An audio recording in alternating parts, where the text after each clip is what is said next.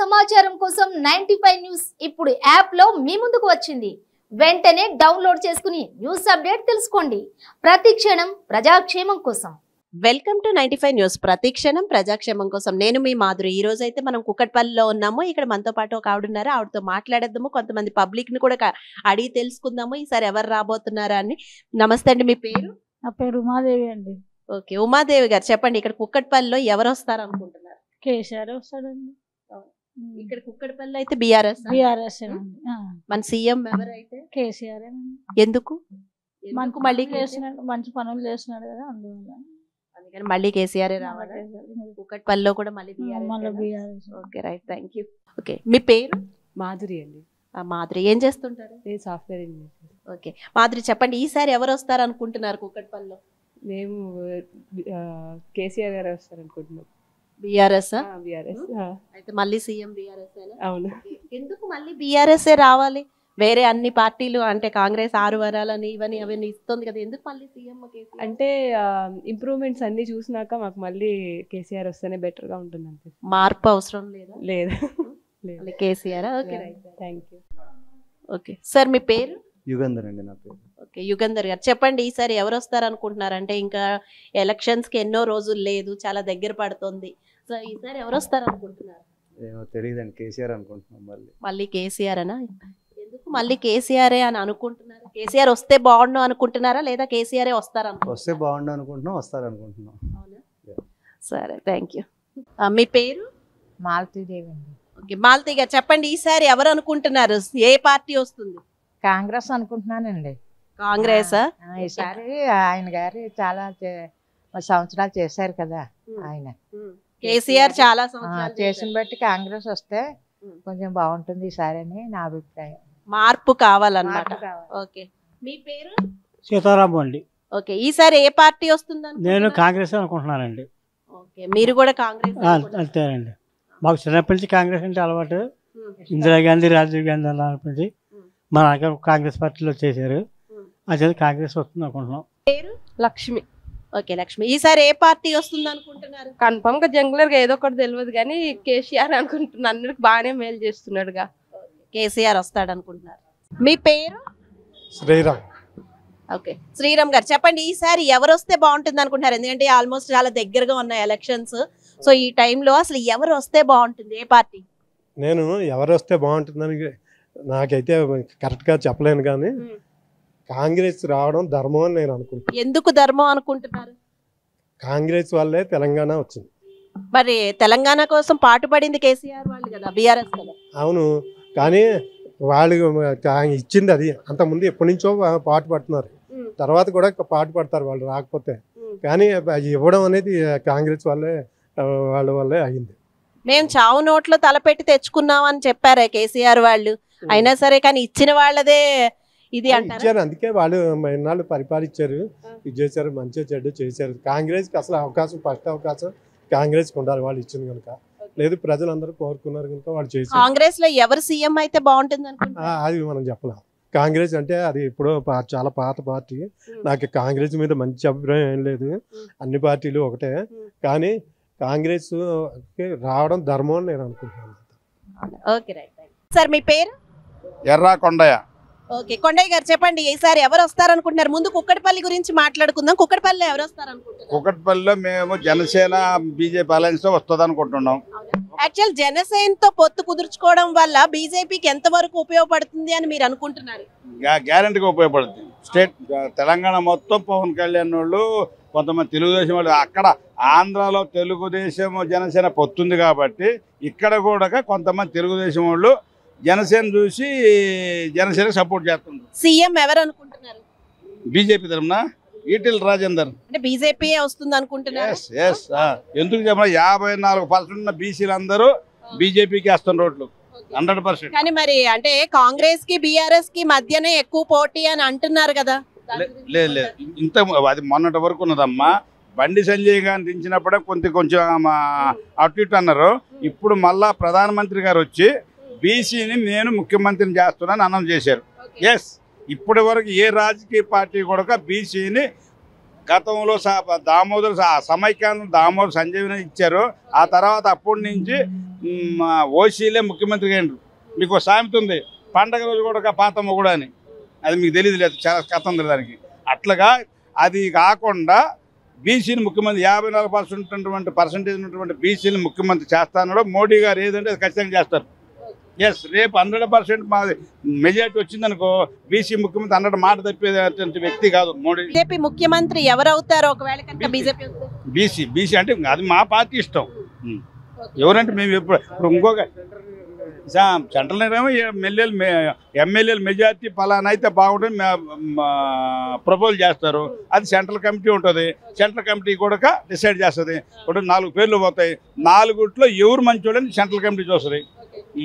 ఇక్కడ కుక్కడపల్లి గురించి చెప్పండి. అంటే ఇక్కడ ప్రేమ్ కుమార్ గారిది ఎలా ఉంది ఇప్పుడు? ఇక్కడ అంటే మాధవరం కృష్ణారావు ఆల్రెడీ 2 సార్లు ఎమ్మెల్యే అయిన అభ్యర్థి, ఇప్పుడేమో బండి రమేష్ కూడా పోటీ ఎక్కువగానే ఉంది అంటున్నారు. వీళ్ళందరినీ ఈయన ఢీ కొట్టగలుగుతారా?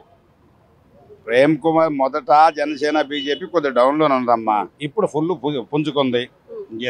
అమిత్ షా మోదీ రావడం పబ్లిక్ కూడా రివర్స్ అయ్యిండ్రు. కొద్దిసారి ప్రేమ్ కుమార్ వ్యక్తిగతంగా మంచోడు, కానీ మేమనుకోండి మాక్సిమం మెజార్టీ బాగా రాకపోయినా 5-6 వేలతోనే సరే జనసేన గెలుస్తుందని మేము అనుకుంటున్నాం. సార్ మీ పేరు? ఉదయ్ కుమార్ అండి. ఓకే, ఉదయ్ కుమార్ గారు మీరు చెప్పండి, ఈసారి ఎవరు వస్తారు అనుకుంటున్నారు కుక్కడపల్లిలో? మేమైతే ప్రేమ్ కుమార్ అనుకుంటున్నాం. ఎందుకంటే సైలెంట్ ఓటర్ బాగా ఉన్నారు కాబట్టి. ఇది సెటిలర్ చాలా మంది ఉన్నారు కదా, దానివల్ల రావచ్చు అనుకుంటున్నాం. అంటే సెటిలర్స్ ఎక్కువగా కాంగ్రెస్ వైపు ఉంటారు అనే ఒక వాదన ఉంది. మాకు తెలిసి ఇంత ముందు వరకు మేము అదే అనుకున్నాము. ఈ మధ్యలో మారిపోయింది, 1 వీక్ తర్వాత మారిపోయింది. అది సీఎం ఎవరంటారు? సీఎం మేము చెప్పాలి, సెంట్రల్ చెప్తారు. ఓకే, అట్లీస్ట్ ఏ పార్టీ వస్తుంది? మేము అనుకుంటున్నాం బీజేపీ రావచ్చు. సార్ మీ పేరు? నా పేరు నాగేంద్ర ప్రసాద్ అండి. ఓకే, నాగేంద్ర ప్రసాద్ గారు చెప్పండి, కుక్కడపల్లిలో ఎవరు వస్తారు అనుకుంటున్నారు ఈసారి? కుక్కడపల్లిలో అయితే పోటీగా ఉంది, కానీ యాక్చువల్లీ ఏంటంటే మాధవర కృష్ణారావు కూడా బాగా చేశారు. నాకు తెలిసి మాధవర కృష్ణారావు గారు వస్తారు. మళ్ళీ ఆయనే వస్తారా? జనం మార్పు కోరుకోరా? మార్పు కోరుకుంటున్నారు, కానీ కుక్కడపల్లి అయితే కొంచెం బాగానే చేశారండి ఆయన. మా ఓటు కూడా మాధవర కృష్ణారావు గారికి. రాష్ట్రంలో మాట్లాడుకుంటే సీఎం ఎవరు? రాష్ట్రంగా మాట్లాడుకుంటే విషయం అయితే కాంగ్రెస్ వచ్చేటట్టు ఉంది. ఎందుకంటే మార్పు కోసం చూస్తున్నారు. అది కూడా విద్యార్థులు కూడా కొన్ని నోటిఫికేషన్లు అవి కూడా జరగలేదు. అదే మెయిన్ ఇంపార్టెంట్. అది దానివల్లే మార్పు అయితే. కాంగ్రెస్ లో ఎవరు సీఎం అవుతారు అనుకుంటున్నారు? రేవంత్ రెడ్డి అండి. Right, thank you. సార్ మీ పేరు? నా పేరు అంజలం. సార్ చెప్పండి, ఎక్కడ ఉంటారు మీరు? నేను ఇక్కడే చందనగర్ లో ఉంటాను. కూకట్పల్లి ఇక్కడ పనిచేస్తాను. ఇంటర్నేషనల్ లో బజాజ్ ఫైనాన్స్ గా చేస్తాను, ప్రైవేట్. మీకు ఓటు ఎక్కడుంది? నాది కొడంగల్లో ఉందండి. కొడంగల్లో ఉంది. కొడంగల్ అంటే చాలా ఇప్పుడు one of the most important place అన్నట్టు చెప్పచ్చు. ఎలక్షన్స్ టైంలో చాలా ఇంట్రెస్టింగ్ కూడా ఇప్పుడు. సో కొడంగల్లో ఎవరు వస్తారు అనుకుంటున్నారు? మేబీ రేవంత్ రెడ్డి రావచ్చు, కొంచెం మెజారిటీతో, తక్కువ మెజారిటీతో రావచ్చు. 50-50 ఛాన్సెస్ ఉంది. ఎందుకంటే మెయిన్ గ్రౌండ్ లో బీజేపీ కూడా ఈసారి బాగా వర్క్ చేస్తున్నారు. కార్యకర్తలలో బాగా వర్క్ చేస్తున్నారు. బంటు రమేష్ అని ముదిరాజ్ ఆయనకి ఇచ్చారు. ఎందుకంటే కోడంగల్లో ముదిరాజ్ కమ్యూనిటీ చాలా మినిమం ఒక 40-50,000 దాకా ఓట్స్ ముదిరాజ్ కమ్యూనిటీకే ఉంటుంది. కాబట్టి కొంచెం అది టఫ్గానే జరగవచ్చు. ఎందుకంటే ముదిరాజ్ ఓట్లు 1 సైడ్గా ఇంతకుముందు రేవంత్ రెడ్డికి ఉండేది. కొంచెం చీలిపోయే ప్రమాదం ఉంది. కాబట్టి రేవంత్ రెడ్డికి తక్కువ మెజారిటీతో అయినా బయటపడవచ్చు అని ఒపీనియన్. ఇక్కడ అయితే యాక్చువల్ గా సీఎం అయితే ఎవరు అనుకుంటున్నారు? సీఎం మేబీ కేసీఆర్ వస్తాడండి. మళ్ళీ కేసీఆర్ వస్తాడు. జనాల లోపల యాక్చువల్గా నేను బీజేపీ కార్యకర్తనే, కానీ జనాల లోపల అనుకున్నంత వ్యతిరేకత లేదు. జస్ట్ మీడియా హైప్ అంతే. కాబట్టి కేసీఆర్ వస్తేనే మంచిగా అనిపిస్తుంది. కొంచెం బీజేపీ సీట్లు పెరగొచ్చని నా ఒపీనియన్. మరి బీజేపీ కూడా ఈసారి బాగానే ప్రయత్నిస్తుంది. ఇప్పుడు మొన్నటి నుంచి యాక్చువల్గా మోదీ గారు రావడం, అమిత్ షా రావడం, ఇవన్నీ కొంచెం బీజేపీని కూడా లేపేయి అంటున్నారు కదా. ఇప్పుడు జనాల్లో ఒక ఆశ అది కూడా పెరిగింది కదా. బీజేపీకి ఛాన్సే లేదా? బీజేపీకి ఛాన్స్ చూడాలి. జనాల ఓటర్ల నాడు ఎలా ఉందో తెలియదు. ఈ మధ్యన అయితే హైదరాబాద్లో వచ్చి 3 రోజుల నుంచి వీళ్ళు ఎక్కడనే హైకమాండ్ నుంచి మోదీ కానీ, అమిత్ షా కానీ, తర్వాత యోగి కానీ వాళ్ళందరూ వచ్చి ప్రచారం చేస్తున్నారు. ఈ ప్రచారం ఏదో ఒక 1 మంత్ నుంచి ఇలాగే కంటిన్యూ ఉండి తర్వాత బండి సంజయ్ని మార్చకుండా ఉండుంటే మంచిగా వచ్చే ఛాన్సెస్ ఉంది. మేబీ ఎందుకంటే కిషన్ రెడ్డికి టికెట్ ఇచ్చి ప్రజెంట్ పదవి ఇచ్చి బీసీ క్యాండిడేట్ని సీఎం చేయాలని వాళ్ళ ఒపీనియన్ ఫస్ట్ నుంచి ఉన్నదేమో. అందువల్ల రెడ్డి ఊర్లు చీలిపోకుండా అలా ప్రయత్నం చేసినట్టున్నారు. కాకపోతే జనం లోపల అది వేరే విధంగా వెళ్ళిపోయింది. ఎందుకంటే హిందూ ధర్మం గురించి గట్టిగా మాట్లాడే వ్యక్తిని చేంజ్ చేయడం వల్ల కొంచెం అది మనసుకు ఇబ్బందిగా అనిపించింది. కాబట్టి కొంత హిందువుల్లో కొంచెం అది ఇంకా అంత లోపలికి నాటకెళ్ళిపోలేదు అనుకుంటున్నాను. అయితే సీఎం మళ్ళీ కేసీఆర్ అంటారు. అలా అని కాదు, కొంచెం సీట్లు తగ్గొచ్చు, కొంచెం అటు ఇటుగా ఏదైనా జరిగి ఎట్లయినా కాంగ్రెస్లో గెలిచినా ఖచ్చితంగా అమ్ముడుపోయే నాయకులు చాలా మంది ఉంటారు, ఎమ్మెల్యేలు. అది ఏదో విధంగా కేసీఆర్ జిమ్మిక్లతోనో ఆయన రాజకీయంతోనో ఖచ్చితంగా కేసీఆర్ సీఎం అయ్యే ఛాన్సెస్ ఉన్నాయి. సార్ మీ పేరు? మొహమ్మద్ కలీం. ఓకే, ఈసారి అంటే ఇప్పుడు ఇంకా ఎలక్షన్స్ కి అయితే చాలా తక్కువ టైం ఉంది, ఆల్మోస్ట్ రీచ్ అయిపోతున్న దగ్గరకు అవుతుంది. సో ఇప్పుడు చెప్పండి, ఇప్పుడు మీరు కుక్కట్పల్లిలోనే ఉంటారా, ఎక్కడ ఉంటారు? అవునండి, వివేక్ నగర్ కుకట్పల్లి. ఎవరు వస్తారు అనుకుంటున్నారు కుక్కట్పల్లి? కుకట్పల్లిలో పార్టీ పరంగా చూసుకుంటే టీఆర్ఎస్ అని చెప్పి కన్ఫర్మ్ చెప్పలేము. ఎందుకని చెప్పేసి అంటే ఇక్కడ మాధవరం కృష్ణారావుకి ఫ్యాన్స్ ఉన్నారు కానీ టీఆర్ఎస్ కి ఫ్యాన్స్ లేరు. మాధవరం కృష్ణారావు టీఆర్ఎస్ కి సపోర్ట్ చేస్తున్నాడు ఇప్పుడు ప్రస్తుతం అని చెప్పేసి పబ్లిక్ మొత్తం టీఆర్ఎస్ కి అన్నట్టు ఉన్నది. రేపు పొద్దున మాధవరం కృష్ణారావు కాంగ్రెస్ కి సపోర్ట్ చేసినా కానీ పెద్దగా ఆశ్చర్యపోవాల్సిన విషయం ఏమి ఉండదు. ఎందుకని చెప్పేసి అంటే ఆయన ఇంతకు ముందు కూడా టీడీపీ నుంచి టీఆర్ఎస్ కి వచ్చిన మంచి, ఇప్పుడు టీఆర్ఎస్ నుంచి కాంగ్రెస్ కి రావడం కూడా ఇది ఉండదు. మాధవరం కృష్ణారావు గారికి ఫ్యాన్స్ ఉన్నారు కానీ స్పెషల్ గా టీఆర్ఎస్ కి ఫ్యాన్స్ లేరు ఇక్కడ. అయితే మాధవరం కృష్ణారావు గారే వచ్చే ఛాన్సులు ఉన్నాయా ఆయన ఫ్యాన్స్ ని బట్టి చూస్తే? ఆ ఏరియాలో ఒకవేళ మీరు చూసుకున్నారు అని చెప్పేసి అంటే ఆల్మోస్ట్ టగ్ ఆఫ్ వార్ లాగా ఉన్నది బండి రమేష్ గారికి మాధవరం కృష్ణారావు గారికి. ఓకే, అసలు సీఎం ఎవరు అవుతారు అనుకుంటున్నారు అసలు ఇమాజిన్ చేస్తే? పబ్లిక్ ఆల్మోస్ట్ ఒక 2 టర్మ్స్ ఛాన్స్ ఇచ్చేసిందండి టీఆర్ఎస్ వాళ్ళకు.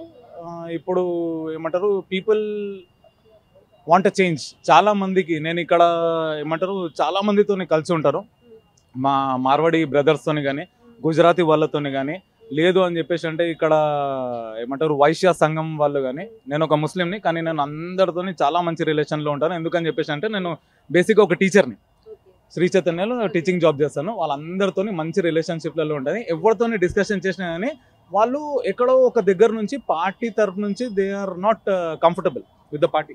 ఏ పార్టీ? బీఆర్ఎస్ తోని కొంచెం కంఫర్టబుల్ గా లేరు. ఎందుకు అని చెప్పేది అది వాళ్ళకి తెలియాలి, నాకు తెలియదు. End of the day people want change. వాళ్ళు చేంజ్ అనే మాట ఒక్కటే మాట్లాడుతున్నారు. అది టీడీపీ ఏమంటారు టీఆర్ఎస్ నుంచి బీజేపీకి వెళ్తారో తెలియదు, లేకపోతే మళ్ళీ టీఆర్ఎస్ నుంచి కాంగ్రెస్కి వస్తారో తెలియదు, లేదు అని చెప్పేసి అంటే ఇండిపెండెంట్ వేసుకోరో తెలియదు. కానీ ఒకసారి మాత్రం వాళ్ళు చేంజ్ కోరుతున్నారు. ఓకే, వాళ్ళందరి గురించి మాట్లాడే ముందు మీ ఒపీనియన్ స్ట్రైట్ గా అడుగుతున్నా, చెప్పండి ఏ పార్టీ వస్తే బాగుంటుంది?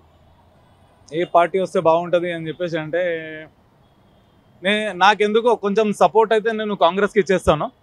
ఎందుకు? కాంగ్రెస్ వాళ్ళు సెక్యులర్ పార్టీ అంటున్నారు కదా, అందుకనా? కాంగ్రెస్ వాళ్ళు సెక్యులర్ పార్టీ అన్నట్టు కాకుండా మీకు ఏమంటారు సేమ్ టీఆర్ఎస్ ఇక్కడ తెలంగాణలో ఎట్లా ఉందో అట్లానే మీకు 1947లో ఎప్పుడైతే మనకు ఇండిపెండెన్స్ వచ్చిందో ఆ టైంలో ఇండియా మన రాహుల్ గాంధీ, సోనియా గాంధీ, ఇందిరాగాంధీ వీళ్ళందరిది ఫ్యామిలీ పరంగా చూసుకుంటే అది వాళ్ళది సేమ్ ఉంది. కావాలంటే మీరు చూసుకోండి, మనము ఉమ్మడి ఆంధ్రప్రదేశ్ని ఇక్కడ ఏమంటారు టోటల్ అఖండ్ భారత్ అని చెప్పి అక్కడ ఉండేది. అఖండ్ భారత్లో ఉన్నప్పుడు మనకు ఇండియా, పాకిస్తాన్, బంగ్లాదేశ్ అవి కలిసి ఉండేటివి. ఎప్పుడైతే డివిజన్ అయిందో 1947లో అప్పుడు వచ్చేసి మీకు పాకిస్తాన్ సపరేట్ అయిపోయింది, ఇండియా సపరేట్ అయిపోయింది. ఇండియాకి రూలింగ్ వచ్చేసి మీకు ఇందిరాగాంధీ వాళ్ళ ఫ్యామిలీ చూసుకుంది, అంటే గాంధీ పరివార్, నెహ్రూ పరివార్ వాళ్ళు చూసుకున్నారు అదంతా.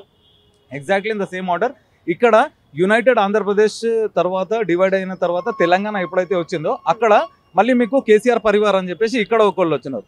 ఇప్పుడు కల్వకుంట్ల చంద్రశేఖర్ రావు కానీ వాళ్ళ కూతురు కానీ వాళ్ళ కొడుకు కానీ వాళ్ళ అల్లుడు కానీ ఇదంతా ఈ ఫ్యామిలీ, అక్కడంతా ఆ ఫ్యామిలీ. వాళ్లకు ఇటువంటి పని చేసి కాంగ్రెస్ వాళ్ళకు ఇటువంటి పనులు చేసి ఆల్మోస్ట్ 75 years ఎక్స్పీరియన్స్ ఉంది. కానీ కేసీఆర్ గారికి ఈ దెబ్బలు తట్టుకొని ఈ రాజకీయంల నుంచి బయటపడి ఇదంతా ఆయన టెక్నికల్గా ఆలోచించి చేసినంత వరకు ఒకటి ఏజ్ లేదు, హెల్త్ సపోర్ట్ లేదు, అంత experience all of a sudden మీకు రావాలని చెప్పేసి అంటే రావు. అయితే కాంగ్రెస్ మళ్ళీ వస్తుంది అనుకుంటున్నాను. నేను సపోర్ట్ కూడా కాంగ్రెస్కే చేస్తానండి. కాంగ్రెస్లో ఎవరు అయితే బాగుంటుంది? ఎగ్జాజిరేటివ్గా ఉన్నందుకు మన